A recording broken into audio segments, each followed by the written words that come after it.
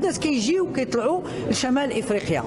كتشوفوا الجزائر كتحل الحدود كتصيفطهم لينا، كيجيو من كل جهه. ملي كيوصلوا للمغرب، المغرب دار واحد الخطوات اللي هي ايجابيه، ان واحد العدد ديال الناس اللي دخلوا الكليات، وليداتهم دخلوا المدارس، الناس اللي دخلوا الخدمه. هذا الشيء راه مجهود كبير، لان كدوله ناميه ولكن كتبين بان حنا ماشي ناس اللي هما ما عندناش الحس الانساني، ما كنفهموش ولا ما حقوق الانسان غير لينا ماشي للاخرين. حنا كنشوفوا دابا العالم الذي يقول على نفسه متحضرا هو اللي ما فيهش هذه الانسانيه، هو الذي يكيل بمكيالين. ولكن اليوم المغاربه راهم تغلبوا.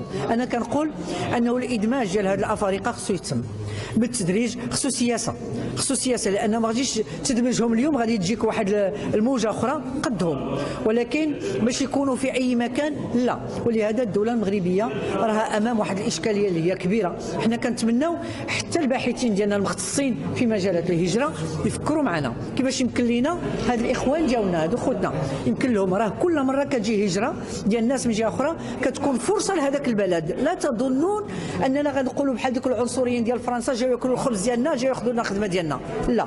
ولكن خص الدمج ديالهم يكون بالعقل ويكون باستراتيجيه.